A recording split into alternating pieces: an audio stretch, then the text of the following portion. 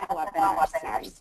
My name is Leah Kalakashvili, and I'm the director of the SFL webinar series and an executive board member of SFL. We are honored to have Professor Coyne deliver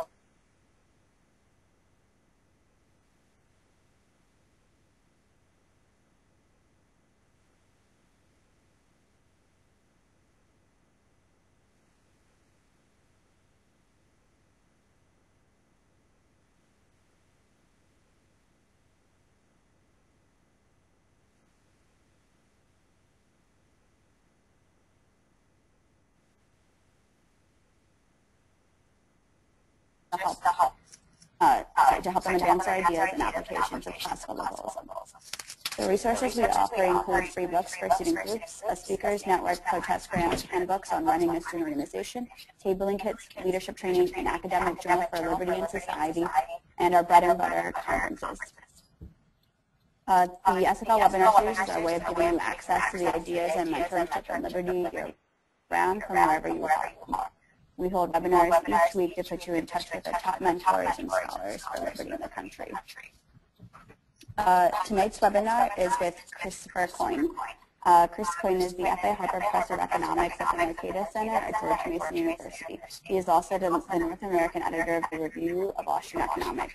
In 2008, he was the Hayek Fellow at the London School of Economics, and in 2010, he was a visiting scholar at the Social Philosophy and Policy Center at Bowling Green State University. Professor Coyne is the author of After War, The Political Economy of Exporting Democracy, as well as Media Development and Institutional Change, and the editor of a handbook on the political economy of war. So it sounds like I'm getting an echo. Sorry about that, guys. I think we should be all good when Professor Chris Coyne starts to speak, and then we'll work on the sound issue for that. But just to note, there will be about 10 to 15 minutes of Q&A at the end of the webinar, and feel free to type in any questions into the question box. I guess we'll let Professor Coyne jump in, so go ahead, Chris. Thank you very much. I want to thank you, Leah, for arranging this, and thank Students for Liberty for having me, and thank you all for joining in. So what I'm going to talk about tonight is my new book manuscript. This is actually the first time I've presented it. As Leah mentioned, it's called The Ability to Protect: The Limits of State-Led Humanitarian Action, and it's a follow-up to my previous book, After War, The Political Economy of Exporting Democracy. And basically in that earlier book, what I did was use the tools of economics and political economy to analyze the ability of foreign occupiers to export liberal democratic institutions to other countries. So basically what we were trying to do, or I guess to some extent what we are trying to do still in Iraq and Afghanistan, but there's many other examples throughout the history of the U.S. One of the questions I frequently get when I talked about that book was, what about humanitarian action? So in that book, I came away being skeptical of the ability of the U.S. and other Western nations to export democracy at gunpoint. And people would say, even if they agreed or disagreed with my analysis, they'd always say, well, what about humanitarian action? What if the U.S. or other Western governments limit their activities to purely humanitarian type things? And so I realized that was kind of a gap in that previous book. It was just beyond the scope of what I was trying to do, so I figured I'd write a follow-up book and try to explore this question. And as I started thinking about it, I realized it was a much bigger issue because humanitarian action has become so broad that it basically incorporates everything, even exporting democracy. So it was much bigger than I first thought. In any case, I'll explain, or you'll see briefly in a few slides, where my title, The Ability to Protect, comes from. I'll make that clear. But what I want to do tonight is just touch on some of the key themes in my book. So let me first give you some background. And I should start by just explaining what I mean by humanitarian action. And as it applies, as the name implies, and as most of you would probably figure, basically what I'm referring to is actions that are undertaken to remove human suffering. So there's lots of different kinds of human suffering. There's post-disaster, so those are things like natural disasters.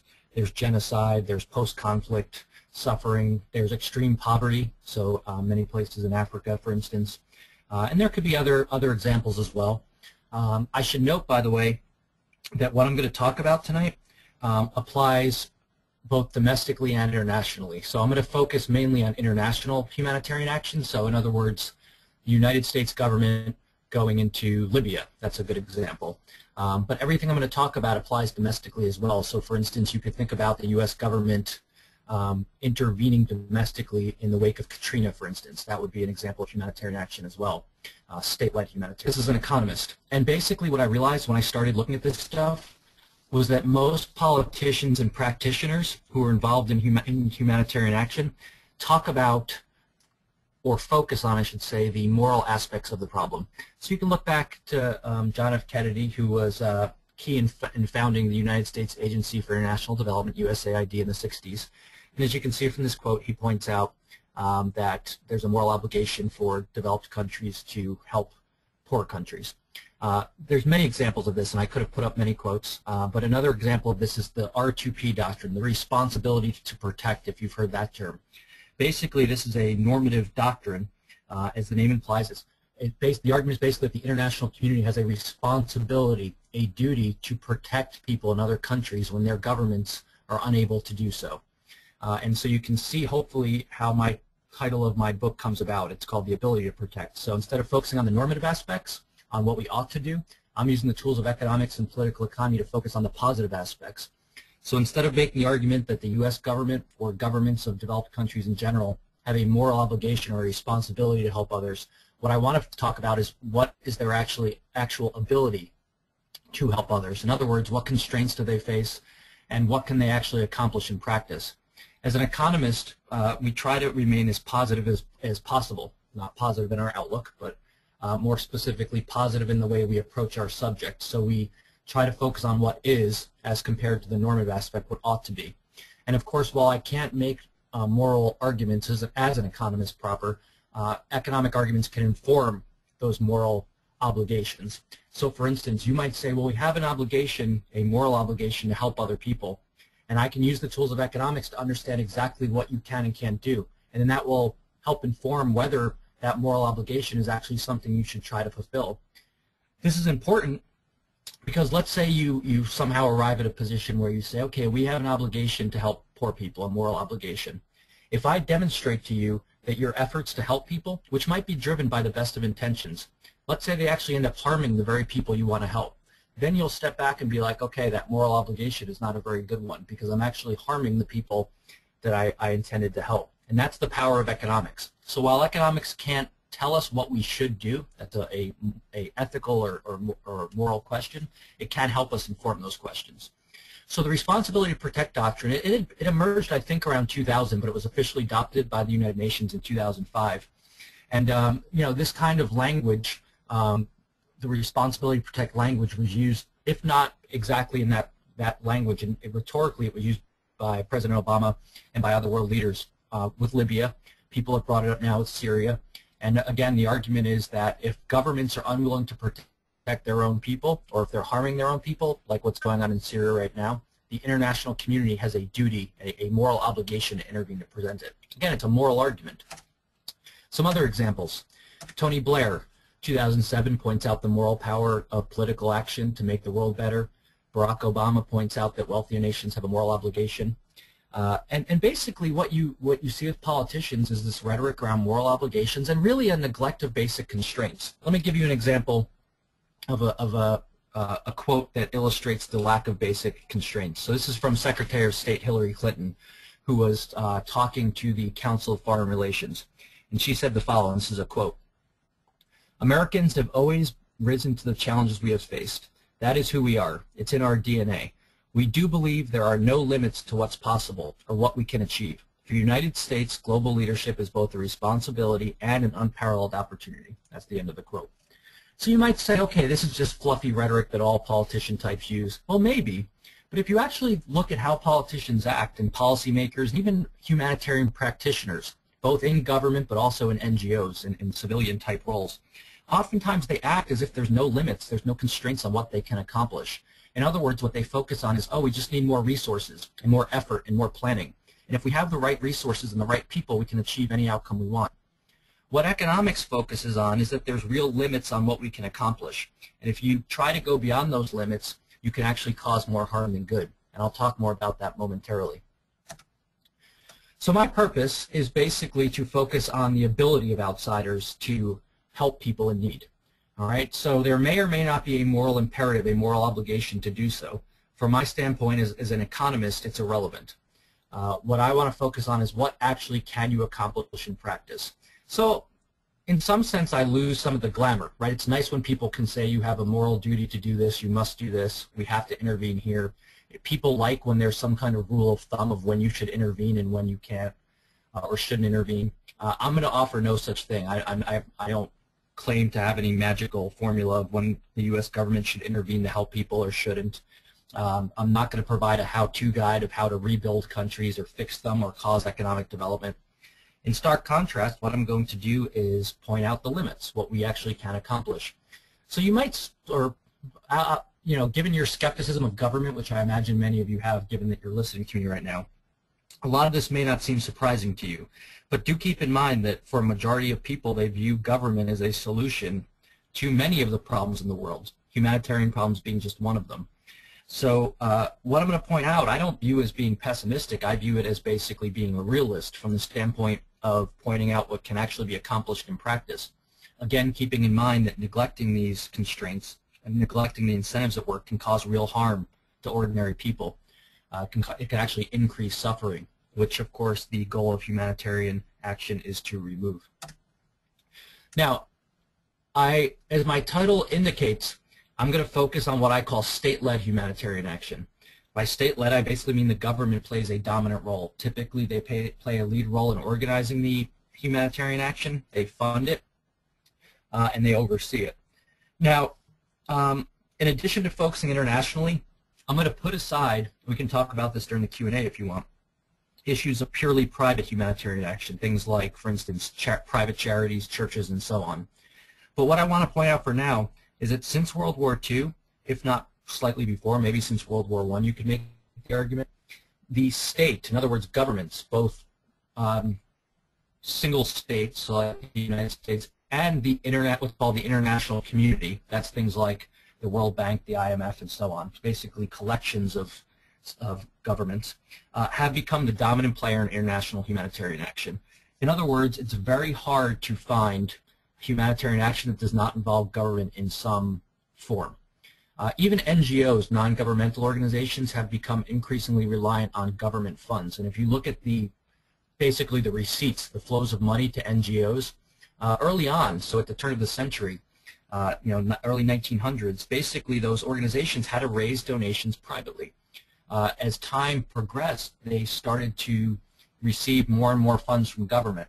And in the post-World War II period, there was a renewed emphasis on in the government space on kind of aid effectiveness, something that continues to this day. And one of the things that governments tried to do is rely more and more on NGOs. The logic being that, which I'm sure a lot of you have heard, if not thought about, is that kind of private organizations are more flexible. They're more effective in delivering aid. So the government said, okay, if they're so great, let's funnel funds through them, right? We're the state, we have lots of money, we can scale things up, but instead of spending it ourselves through government kind of agencies and bureaucracies, which they still do, by the way, I'll talk about that a little bit, we can funnel it through these NGOs.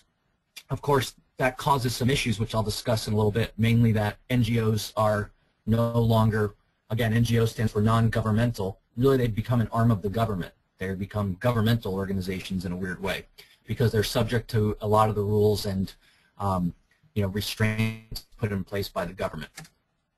So let me start by pointing out this. A good place to start if we want to understand the limits is let's talk about what the outer limits of humanitarian action are. What's the best that humanitarian action can do? And in order to start thinking about this, I want to talk about this issue of adaptability. Now, some of you may have seen the recent book by the economic journalist Tim Hartford.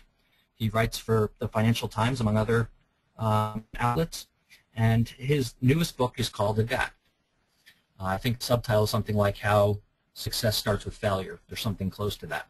And he points out that what success requires is adaptability.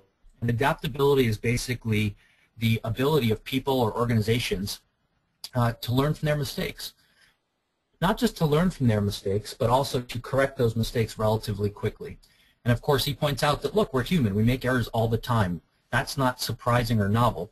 The important point is, can we address those errors when they exist? And he points out that adaptability basically requires two things. The first is feedback. In other words, you have to know that you have made a mistake. And the second is an incentive to act on that feedback. So first of all, you have to know that you've made an error and that you adjust behavior, and the second thing is you have to have an incentive to do it, or you won't act on the feedback. So I want you to keep this in the back of your mind, this notion of adaptability, as we go through the subsequent slides, because really when it comes to humanitarian action, what we're going to care about is adaptability. Why is this the case? Well, humanitarian resources are scarce. Really what you want to accomplish, what the governments want to accomplish when they're spending money, if their goal is to help people, I'm taking that as given, by the way. I'm assuming that they actually want to help people and remove human suffering. So you might say, no, there's some grand conspiracy to do something else. Well, I'm taking that end as given, that they actually want to help people who are suffering. But mistakes are made all the time with scarce humanitarian resources. They're misallocated. They get allocated in ways that don't maximize their return, meaning that they don't help as many people as they could. Errors get made. Unintended consequences happen, as I'll discuss.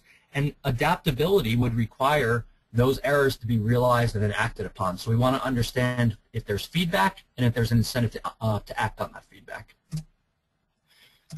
So to understand the outer limits of state-led humanitarian action, I basically want to step back for a moment and think about this idea of what I call the planner's problem. And let's go back to basically markets versus central planning. This is very important to understand this. And I'm going to talk a little bit about socialism. Don't get me wrong, I'm not calling humanitarians or government socialists. I'm not trying to be value-loaded here or to make any kind of argument about that. I'm just trying to point out a very simple point, which you can't dispute because it's by definition true. Resources are scarce, meaning you can't have everything you want, and they need to be allocated somehow. Okay, that's the core problem in economics, is that how to coordinate people given that there's the scarcity constraint. The problem, of course, is figuring out how to allocate those scarce resources in a manner that maximizes their value. By that I mean that produces things people want, that makes them better off. And there's basically two ways to allocate scarce resources. One is through markets, and one's through central planning.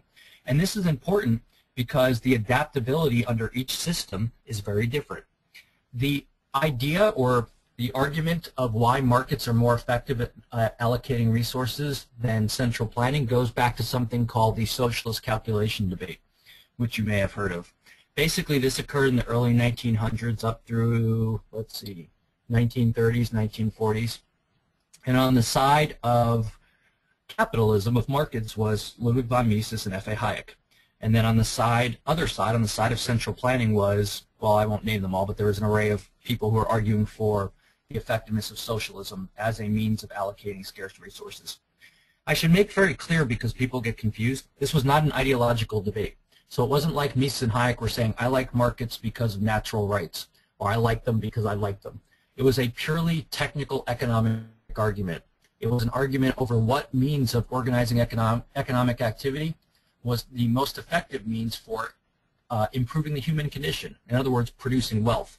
The socialists argued that nationalizing the means of production, in other words, abolishing private property and centralizing production, would generate a higher level of output than capitalism and overcome all the ills of capitalism. So you'd have just as much, if not more, output, wealth that is, and you'd overcome things like business cycles, unemployment, inequality, and so on. Mises and Hayek were viewed as losing the battle at the time. They ultimately won, of course, because central planning failed. But I don't want to go through all that for right now. What I want to highlight is this point that Mises made, and then Hayek talked about it as well, and it's called economic calculation. And basically, economic calculation is the ability to engage in the rational calculation of alternative uses for resources. So just think about it. The world's full of scarce resources, and there's lots of different things we can do with those resources. For instance, there's steel. We can do lots of different things with steel. We can build a bridge. We can build a building. We can let it lay idle. We can think of many other uses for that steel. The fundamental question from an economic standpoint is, how do we best allocate steel, or you can insert any other scarce resource into my example, in a manner that maximizes their value to society, to consumers, to you and I. What Mises and Hayek pointed out was that this process of economic calculation, this analysis of competing uses of scarce resources, can only occur through markets. More specifically, they only can occur under private property, which allows for markets and exchange. And markets and exchange allow for prices, right, with the use of a monetary unit. And the reason prices are so important is because they communicate information. More specifically, they communicate relative scarcities. If one good is $2 and another good's $1, you know the opportunity cost of buying the good that's $2. It's 2 of the other good that's $1. And so you can calculate opportunity costs. You also can calculate, as Mises pointed out, expected rates of return. In other words, you can estimate, right? You can look at prices and calculate the costs of inputs. You can estimate, or you're basically forecasting what price you'll get for the finished product, and you can see if a project makes sense or not. Of course, if you think you can sell it for less than it costs to produce, you're going to make a loss. Now, of course, as I mentioned, people make errors all the time. Well, again, prices play a key role in that process because they were real errors. How do they do that? You produce something, you think it's going to make a profit. It ends up it doesn't. No one wants it. How do you know that? You know it because you suffer a loss. In other words, you realize that the costs of the inputs are greater than what you can sell it for. That sends information to you that those resources have been misallocated, those scarce resources, and that you should stop doing it. Now notice the reason we like markets as economists is because they are highly adaptable, to use the language I just introduced to you. They provide feedback through economic calculation, and they provide an incentive to act on that feedback. The incentive being profit, which provides an incentive for risk-taking, and losses, which provide an incentive for prudence. Right? So there's a natural balance in markets. Central planning is highly unadaptable. That is, you don't have the feedback because you lack prices, you lack profit and loss, and you have a weak incentive to adjust precisely because there's no profit and loss like there is in markets to reallocate resources. So the planner's problem is that absent market prices, absent profit and loss, you have no way of allocating resources to their highest valued use, which is ultimately, by the way, what's required for development. Think about what economic development is. Oftentimes, people get confused. They think of things in terms of output measures. Right? Even GDP, it's a good proxy in some sense, but it's the wrong way to view things because it's just total output. It doesn't tell you whether it's good or bad output. What we really care about is producing things that you and I as consumers value, and that's what naturally happens through the markets. That's why we say you can't plan economic progress, because absent economic calculation, you don't know what to produce or how much to produce. The problem is, or to the extent there is a problem, humanitarian resources are centrally planned. Again, this is not to knock that. That's just how it's done. There's reasons why it's done. A lot of humanitarians view markets as kind of the opposite of charity. They'll say markets are based on greed. Now, many of us would disagree with that somehow that's bad, but nonetheless, that's the standard view. And they say, look, you know, we can't rely on markets, so we have to rely on charity. Another thing to think about is that in many of the poorest places in the world, people just don't have the income to purchase goods. So, you know, in poorest parts of Africa, they don't have money to purchase food like you and I do. So we give it to them as charity. So to say that humanitarian assistance or humanitarian action is centrally planned is not to knock it as being bad. It's just to point out that means there's a limit on it. They can't engage in economic calculation. The same exact way that planners in the Soviet Union couldn't engage in economic calculation. So you'll see what this does. If you followed me so far, and I've realized I've covered a lot already with the calculation argument, but absent economic calculation, humanitarians can't solve the economic problem. All right? In other words, they don't know how to allocate resources to their highest valued use. What this implies is that humanitarians can't cause economic development. Economic development requires a constant reallocation of resources to higher value uses. Entrepreneurs come up with new ways of doing things. A lot of them fail. That's revealed through the market. People adapt accordingly. And others are successful. Again, that's revealed through the market as well, through profit. And it's that continual reallocation of resources, which is what the process of economic development is all about. So this is the outer limits of what humanitarian aid can do. It can basically increase outputs. It can't cause development, right? Because we don't know what to produce. We suffer from the planner's problem. But that doesn't mean we can't help people. Imagine this. You're hungry. I give you $5 and I say, go buy groceries, right? We do this all the time. That makes you better off. You've increased the output of food available to yourself, right? I've given you charity and you've purchased food. Or I go buy you a loaf of bread. I've increased the amount of bread in your house now. And that's basically what aid can accomplish. It can increase outputs that are predetermined by planners. But don't get confused. Increasing output is fundamentally different than increasing wealth.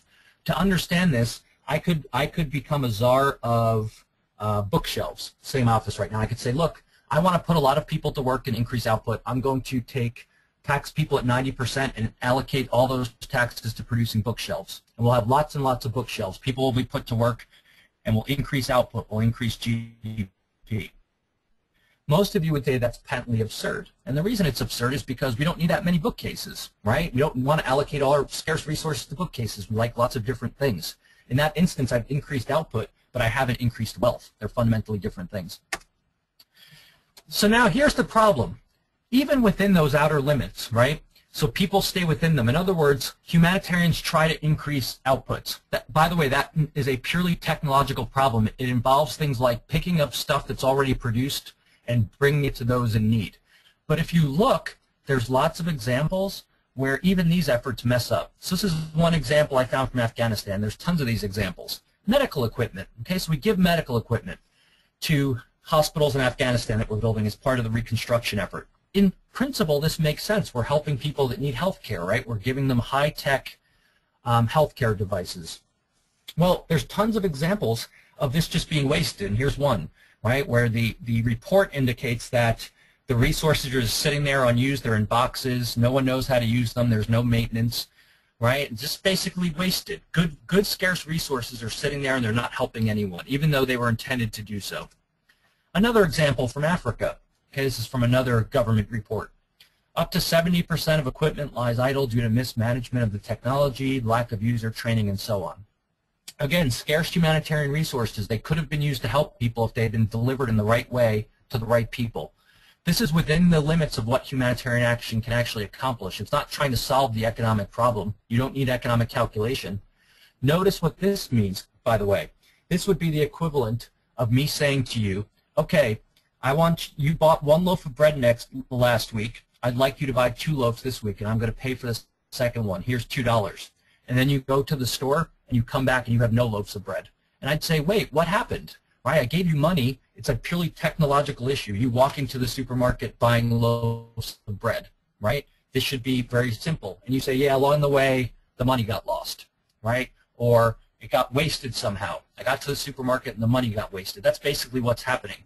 Or I got there and there was no bread there. I couldn't purchase it. Those are the type of things that are actually happening in many of these instances. So now we have to understand why that happens. So we know now that humanitarians can't solve the economic problem. They can't cause development. Notice what this means for a lot of the development debates about the end of poverty and more foreign aid would somehow end poverty and cause development. Planners can't cause development. This is Mises and Hayek's point from the early 1900s, just a variant of that same argument. So now let's talk a little bit about why we see this failure in the delivery of basic humanitarian goods. And you can find lots of reports. You can look up stuff like delivery of food, for instance, and water. And a lot of it never gets to the very people it's supposed to be delivered to. Again, this is a purely technological issue. We have food here. We have water. It's the equivalent of picking up a tray of water, bottled water, and bring it, for instance, for Haiti after an earthquake and just handing out to people in need. And somehow it doesn't get there. That's what we need to understand now. To understand that, we need to shift now to politics. So state-led humanitarian action is basically politics. It's driven by governments at all different levels and both domestically and internationally. So let's spend a few minutes talking about politics. And here's basically what happens. A lot of people make the mistake, they make the false dichotomy, and they say, okay, in markets you have competition because people are competing for money, but in politics you don't have that because of benevolence, right? This is kind of the public spirited argument that politicians care about people, or they're public servants, market participants only care about themselves. It's a standard dichotomy. Now, economists, especially those working in the tradition of political economy or public choice, point out that this isn't the case. Basically, what happens is the same people that are acting in political institutions are the same people that are in market institutions. In other words, people don't transform from a greedy, selfish individual into a public-spirited angel if they're elected to office. People respond to incentives created under each set of institutions. What does this mean? Well, if you want to follow what I'm saying, basically what happens in the humanitarian realm is that market competition is replaced by political competition. In other words, politicians and policymakers centrally plan the allocation of humanitarian resources, and there's intense competition for those resources. Now, it's true they're not sold for a profit, so we don't use markets, as I already mentioned, but that doesn't mean there's not competition.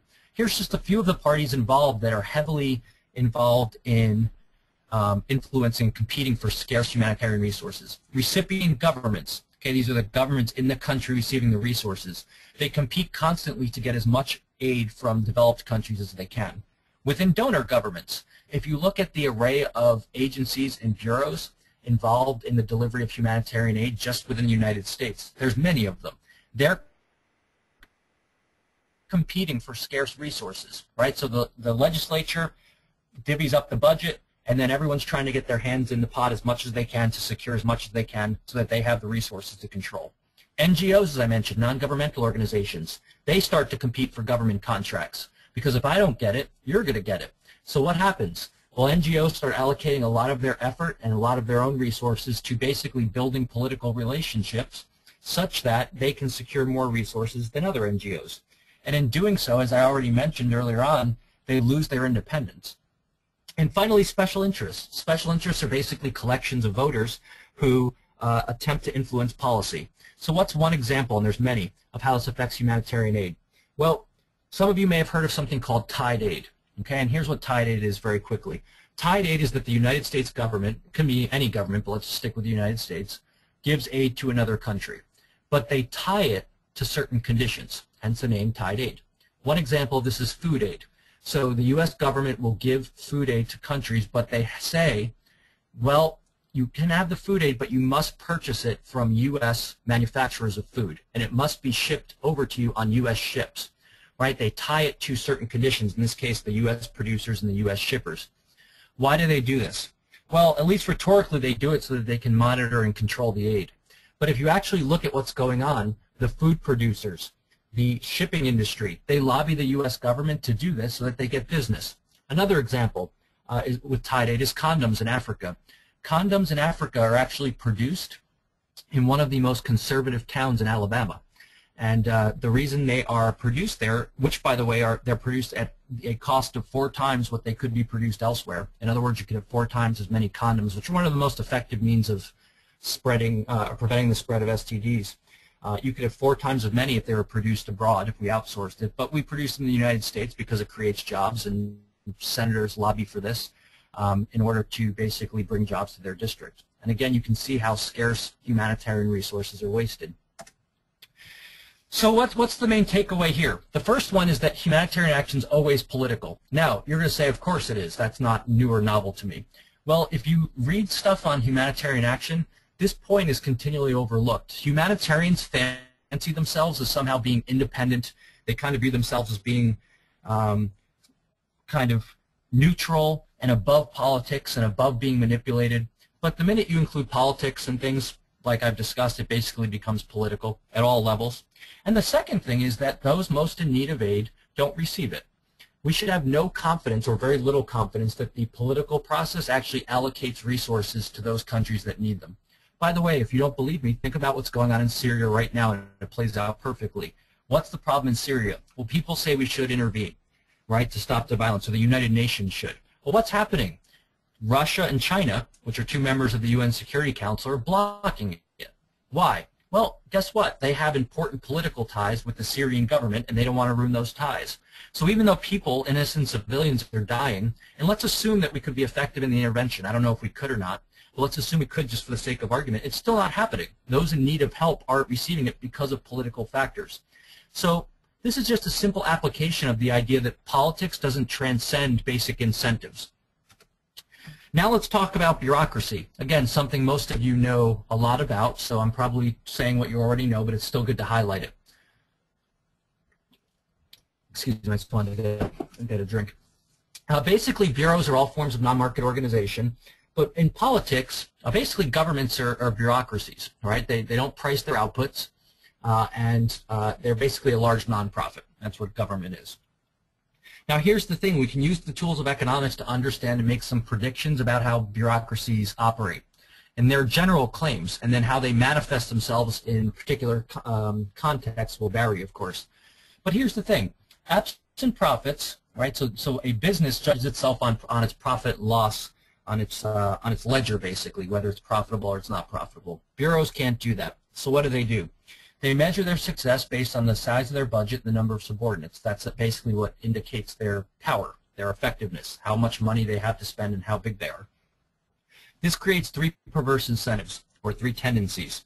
The first is that government agencies, since you and I as consumers don't purchase a service, right? When we go to Dunkin' Donuts, we reveal that we value Dunkin' Donuts. So we go and purchase it and we reveal our demand for it. Well, there's no mechanism to reveal our demand for a government bureau. You don't walk into the Department of Education and purchase, a cup of coffee like you do at Dunkin' Donuts. So there's no way as a consumer for you to reveal your demand. So what they do is create their own demand, because where they get their money from is not from consumers. They get it from legislators who divvy up the budget process, who are involved in the budget process and allocate scarce resources. So they create demand. You all observe this. Think about any government bureau, and what will you observe? We did okay or we failed, and the reason we failed is because we didn't have enough resources. If only we had enough more money and more people, things would have been different. Typically what bureaus do is create demand in terms of creating fears. In other words, they create problems. We have an education crisis, an environmental crisis, a terrorist crisis, and you can go on down the list. There's lots of crises all around, and we need more money to fix it. Because if we don't have the money, then we can't fix it, and the world will end. Second, mission creep. Mission creep is just the tendency of bureaus to expand their portfolio or array of activities. And why do they do this? Well, if they're driven by the desire to secure more money, one very effective way of doing this is to increase the array of activities that you undertake. And if you increase the array of activities, then you can say, look, I need more money. Finally, bureaus neglect cost savings. Okay, businesses basically get to keep money that they save.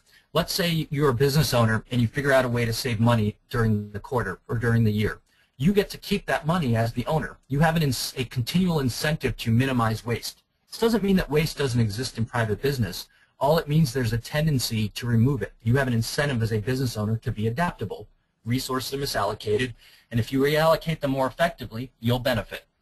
Bureaucrats lack that incentive. Why? Well, think about what happens to a bureaucrat or a bureau if they don't spend down their budget. So let's say you're allocated $2 million and you only spend $1 million of it.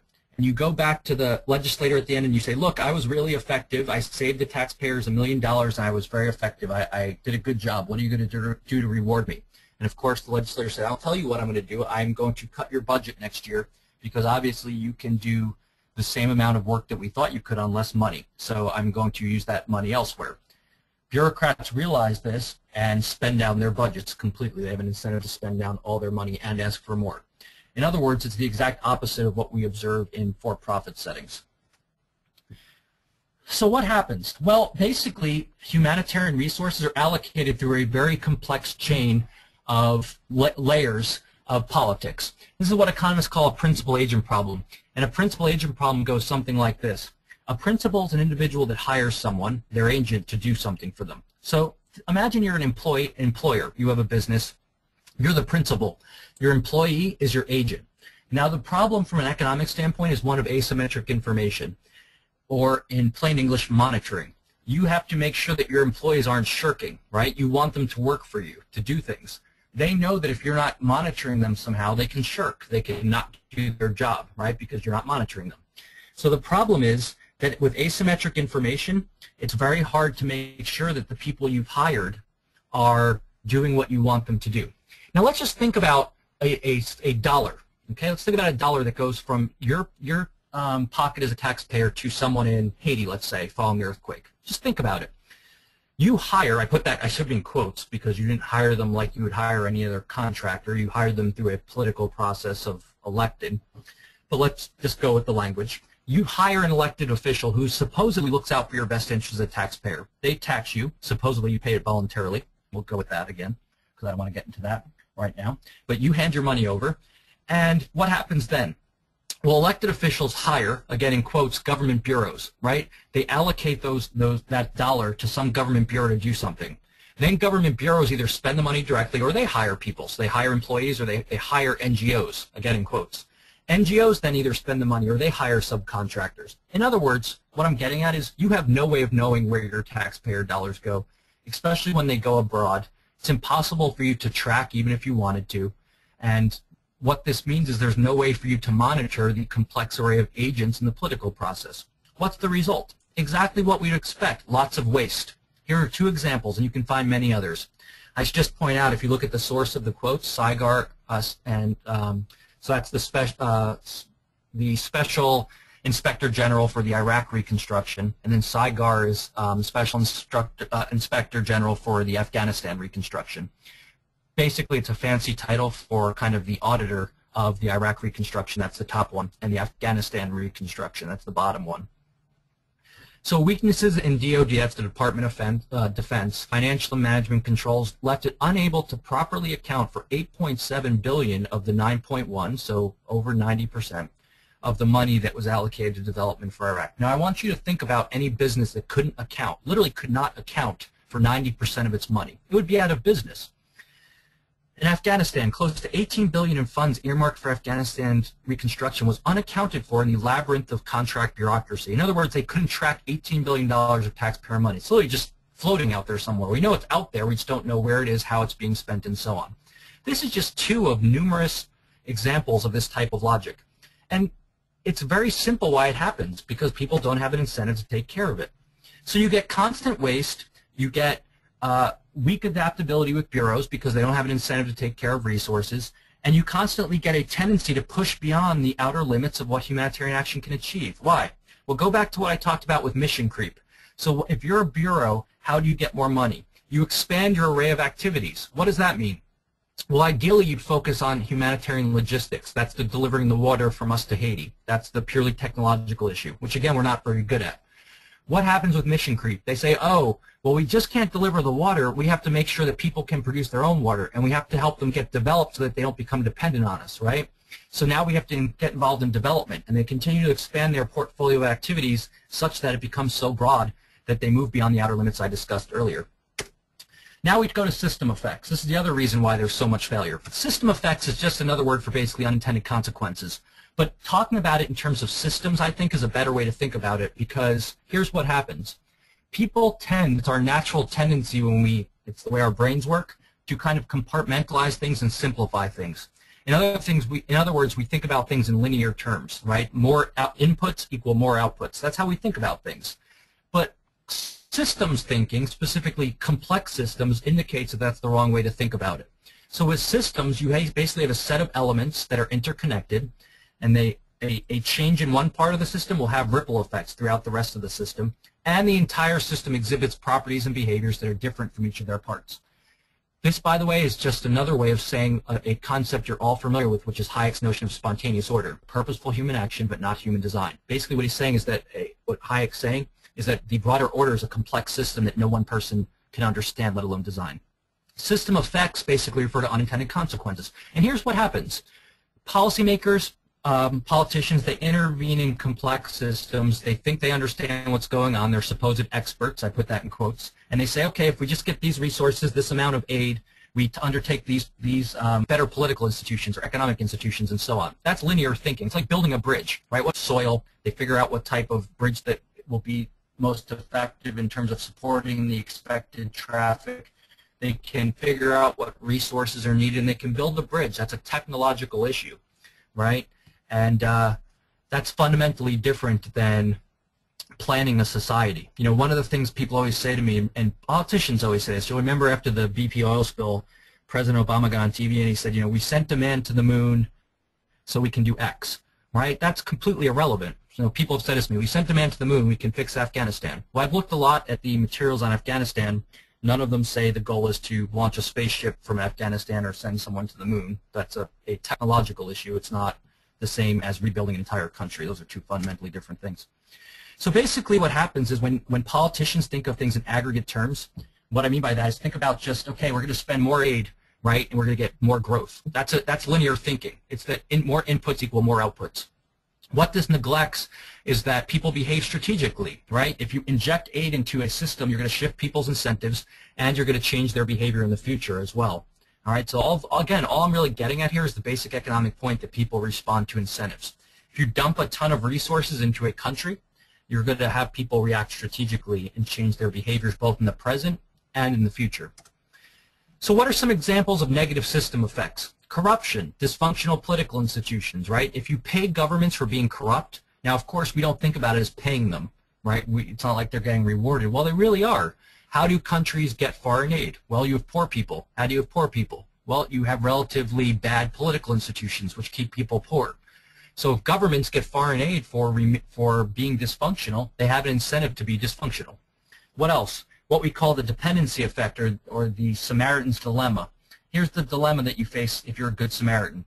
You give a homeless person money on the street. It's true it might help them buy food, but you've also basically increased the wage of being homeless, right? You've basically provided an incentive for people to become dependent on handouts because you have increased the profitability of acting that way. Increased crime, stolen aid, stolen assistance, black markets, peacekeeping personnel. This is one of the things that are often neglected. Now, an interesting thing, I want to pick up the pace a little bit because I'm running out of time and I want to hear what you have to say. Peacekeepers are not subject to domestic laws. They're immune to domestic laws. And crimes by peacekeepers are actually quite high, both sex crimes, things like rape, abuse, but also criminal theft. These are very common. And basically what happens is the people in these countries that the peacekeepers are supposed to help are helpless, basically, right? They have no recourse. They have no access to police or courts to seek recourse.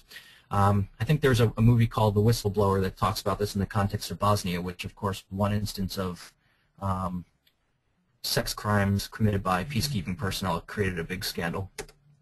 So what's the implication here? We need to replace linear thinking with systems thinking. Systems thinking means you cannot understand the world. Right? It's not that you're completely helpless, like we're wandering around bumping into random things. We can understand basic things, but we can't understand the complex array of systems that makes up the world, which means we're just limited in what we can accomplish, right? Understanding the limitations of what we can do is good. That helps us not make mistakes. And the other thing is humanitarian action will always be more difficult than initially appears. Think about Iraq, right? Remember the original discussions. We'll be in and out in a couple weeks, right? Libya, we'll be in and out in a couple weeks. They get rid of Gaddafi and they're like, see, we did it. Well, what's happening now? Now you have armed militant factions who are committing abuses against civilians. So what are we going to do now? We can let it go, but again, you have civilians who are suffering, or you can intervene again, which wasn't part of the initial plan. And again, it's more complex than it initially appeared, precisely because we can't understand the complex world. So to finish up, rethinking state-led humanitarian action. This is a great quote from Hayek. And basically, this quote first appeared in Constitution of Liberty, which was published in 1960, and it also appeared in Hayek's Nobel Prize lecture called The Pretense of Knowledge. And as you can see, what Hayek's pointing out is that if we don't want to actually harm the world, in other words, if we don't want to do more harm than good, we have to realize that complexity is all around us, and we can't possibly acquire the full knowledge that's necessary to understand it, right? He says we can't master the events as we wish. So what Hayek points out is we have to understand the limits of our knowledge and also think about creating broad institutions that allow people to be free and engage in experimentation and to make mistakes, by the way, right? Because making mistakes is part of being human. We always engage in errors. We're not perfect. Again, this is why that issue of adaptability is so important, because we want to be able to correct where errors exist. So that's kind of broadly how we want to think about it. So to the extent that you have state-led humanitarian action, or private humanitarian action, by the way, what you'd want to focus on is increasing short-term outputs. That's the best that humanitarian action can do. You can deliver water. You can deliver food. You can hand someone a tent. You can do those things. There's oftentimes lots of waste involved. That's the examples I gave you. There's unintended consequences involved. Those are some of the examples I just gave you. But this is the best possible case. You cannot, when I say you, I mean governments, NGOs, churches, whatever. You cannot create development. It's impossible, right? It's the planner's problem. It's the same reason that Mises pointed out that socialism was impossible, meaning it couldn't solve the economic problem because of the absence of economic calculation. We need to think of development as discovery and basically focus on creating an environment of economic freedom. Now, creating an environment of economic freedom, which is really grounded in private property, is also hard. You don't have a good idea of how to plan private property institutions, and there's a lot of stuff we could talk about with that, what to do. Another way to think about this, our natural tendency is to focus on intervening abroad. Let's go over there and fix things. Well, another thing we can focus on is focusing on domestic barriers. In other words, if you really care about human suffering, let's think about ways that we can domestically take steps to help people around the world. So what are some examples of that? Well, we know that trade and immigration, right, allowing people to migrate, makes people better off. This is just the basic logic of gains from exchange and comparative advantage. So one of the things we can do domestically is remove barriers to trade and immigration or migration, right? There's an economist by the name of Michael Clemens at the Center for Global Development who's done a lot of important work on this issue of immigration and migration. And he points out that if we removed barriers and allowed people to move, it would make the poorest people in the world, their lives better off. So I'll stop there. Leah, I think you're going to ask me questions, and then I can try to answer it. And I can stay, we have like 8 minutes, but I can stay a couple minutes after if we need to.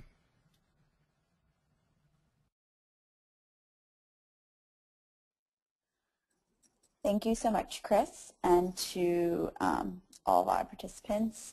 We'll do Q&A now. I don't think I'm getting any feedback now, so sorry about that from the beginning of the webinar. So please type in any questions into the question box, and I'll go ahead and read them to Chris. So we have a first question already. The question says, it's one thing to talk about the most efficient use of resources within an industrialized society, but if a population is literally starving to death or is being oppressed by a brutal dictator, isn't it worth a great deal of inefficiency to do something to improve that condition?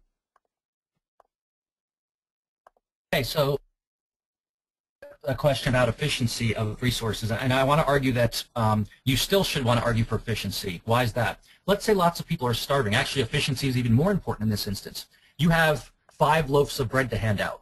Would you rather get all those loaves of bread to as many people as possible, or would you rather have one of them handed out and waste 4 of them, right? Well, I'm going to guess you're going to say precisely because these people are starving, you want to get all of that bread handed out. That's an efficiency issue. It's ensuring that resources are allocated their highest valued use. That doesn't mean that you can't hand out the 1 loaf of bread, but here's the other reason you should care about it. What if I told you that I gave one person a loaf of bread, but in the process 4 people were killed because other people were fighting over the 4 loaves? Then you've run into an issue of, well, now you're starting to think about trade-offs, right? I have unintended consequences where I put this scarce resources, bread in my silly example, right? And people start fighting over it. I meant to help them. I meant to feed them. But really what I've done is cause conflict between them, right? So here's the problem. People observe these extreme circumstances, right? Like people starving, brutal dictators. And it pulls at the heartstrings, and it should. It's brutal. It's not, believe me, it's not like I'm saying we should embrace it and cheer. But here's what I am saying. There's a pull to do something, do anything, right? And say, look, we have to do something because this is so bad. And all I'm saying is let's step back and think through some of the consequences, because what people have to realize is that the intention to do good is not the same as doing good. And in many cases, you can actually cause more harm than good. And granted, it's very hard to forecast exactly what's going to happen.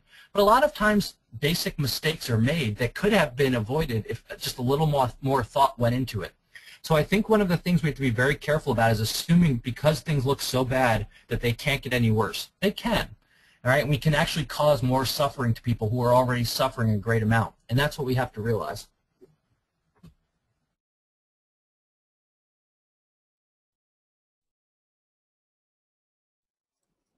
Okay, thanks, Chris. Our next question, can you discuss in more detail how state-operated foreign aid shuts out or fails to engage the recipients of the aid, the recipients being the regular citizens? Okay, so how does state-provided foreign aid shut out citizens? It's pretty simple, which is you have someone in Washington, D.C. allocate allocate money to, let's say, the United States Agency for International Development, USAID. Then USAID has field missions or it allocates money to other NGOs, and then they decide how money is allocated out to the recipients.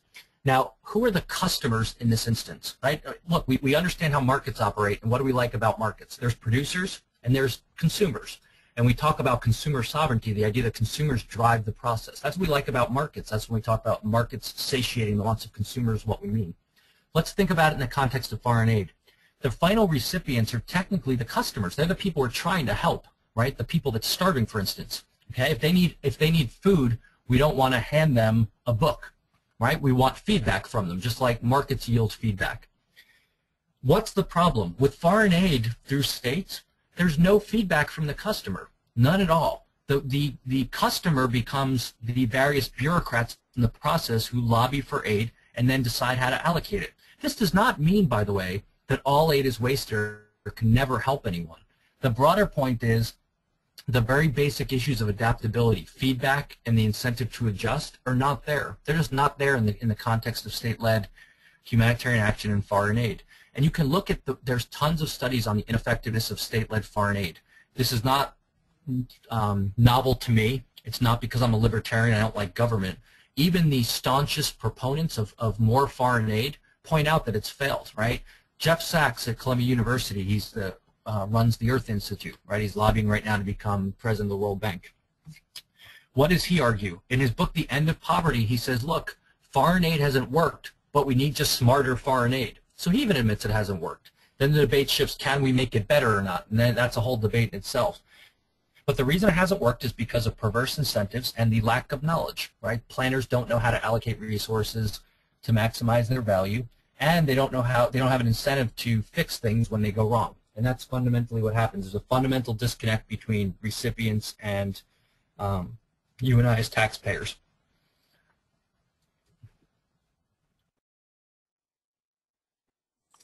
Okay, thank you, Chris. Our next question, what do you think about spending money to aid refugees escaping dictatorships or states in crisis? Unmuted. Well, there's a lot of different policies like this that you could ask me about. You could ask me how I feel about spending money on food for people that are starving, for instance. Again, if it's spent well, in theory, it can be effective. My argument is we cannot make the argument that aid can never work because we have instances where it can, right? We've had people buy stuff and it's gotten there. So it's not zero, but there's a tendency for it not to work.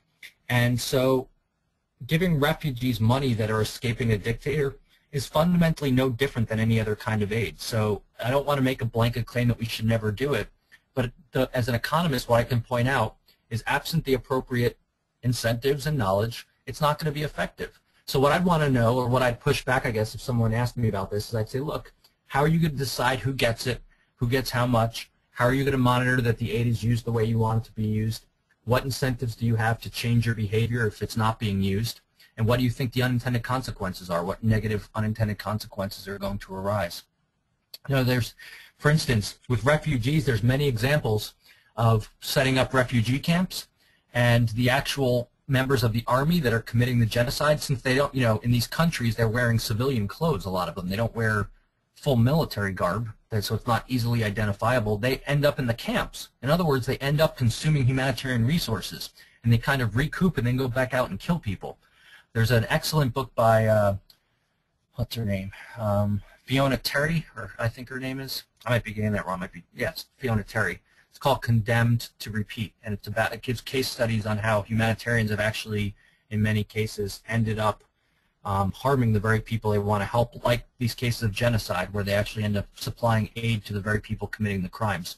And she makes a very similar point to what I said, which is the pull, the desire to do something and to do it quickly, leads people to basically put aside thinking through things, just throw resources after things in the spirit of it can't get any worse, we have to do something. And she says, look, in many cases you end up funding the very people that are causing the heinous crimes in the first place. So I'd be skeptical until I heard more.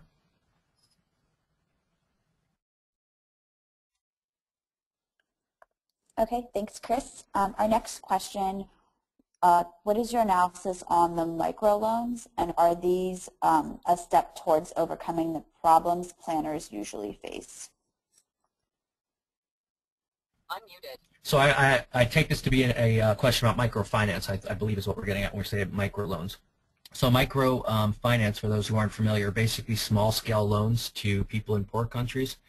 And the idea was that, originally, was that, okay, there's very poorly developed, if there's any markets at all, for capital, so capital markets. In other words, loanable funds markets, right? So you and I, if we want to start a business, we can go to a bank. Doesn't mean we're guaranteed to get it, but that's part of the capital markets. We can raise capital. In very poor countries that don't exist, those don't exist, or they're very dysfunctional, and the idea was, well, if we can replace that with small-scale loans, we can have people who have entrepreneurial ideas borrow money to invest. And here's basically what happened. in principle, this is fine. In other words, if you as a private investor want to go lend people money, that's fine, right? That's no different than doing it here. But what happened very quickly with microfinance internationally is the governments got involved. They started making claims like that private lenders were gouging people with the interest rates, and they started capping the interest rates. Governments started injecting their own money in, and the idea of scaling it up. Right? The argument for government involvement in development is a scale issue. They say, look, private investors, a church, for instance, has limited funds, but governments, they can invest, millions upon millions upon millions of dollars. So they can scale things up in a way that private individuals can't. And basically, my understanding of what I've read lately, which I think is the consensus in development economics, not just my view, is that microfinance is basically on net had no effect on actual development. It's actually turned into a problem in many instances because it's become heavily regulated and distorted by government. But in principle, to the extent this type of thing exists, purely private settings, it's no different than any other market. So to that extent, it's good. That's what we would talk about in terms of how markets work. There's people that want to invest money and people that want to borrow it, and it's coordinating those two individuals together.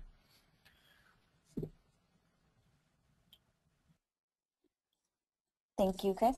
Our next question: if the state or de facto state-run NGOs can't allocate the actual resources necessary for humanitarian aid, can they do something to improve the institutions of third world nations so that less humanitarian need is necessary? Unmuted. So this is a question about actually reforming the fundamental institutions. So by this, I imagine you mean things like the political institutions, legal institutions, so things like police, courts, economic institutions to reduce barriers to business. I mean, look, it's this has been tried for a very long time, all the way back to after the collapse of communism, right? We tried to reform economies, but even back to then, I mean, development economics started back, by the way, development economics came out of socialism. You should understand that too, following in the World War II period. It was basically the idea that central governments in developed countries could plan development in other countries. It came out of the same principles that socialism as a form of economic organization did. Nowadays we call socialists like it's supposed to be like a name we call people, but it's just a body of thought about how to organize economic activity. That's the foundations of modern development economics. And the simple answer, which is not going to give you a specific answer, is that we don't know. We don't know. We don't know how to build a free society from scratch. And this is really Hayek's point, right? What Hayek calls the extended order of a free society. It's a spontaneous order. And he even points out we don't know how to design it from scratch. We don't know how to fix things. We can make suggestions. So for instance, I could look at a country and say, look, you don't have a lot of private investment. It's because you have a lot of regulations, right? There's something called the Doing Business Index that the World Bank puts out. It basically measures things like number of days to get the necessary permits, how much it costs. If it costs you 2 years of income to get the necessary permits to open like a fruit stand, there's going to be lots of underground economic activity. In that case, as an economist, I can make a recommendation. I can say you should think about removing barriers to entry. That will lower the cost of business. But I have no special knowledge in terms of designing a constitution, for instance, or in terms of designing legal institutions. And other people don't either. And that's been the problem. And that's fundamentally, I think, what went wrong in Iraq and Afghanistan. I mean, look, we were very effective in destroying governments. We're very good at destroying things. We're the most advanced country in the world at blowing things up, which is what our military is meant for, right? The military's comparative advantage is force. And we can topple governments very quickly. What we're not very good at is rebuilding countries from scratch. In other words, exporting liberal democratic institutions. I mean, heck, most of you realize we're not very good at keeping them at home. So I don't understand why people are so confident we can somehow get them abroad.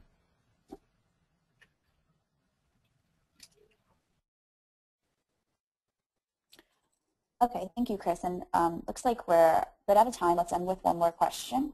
And our last question is, so we shouldn't go get that Connie guy? Question mark.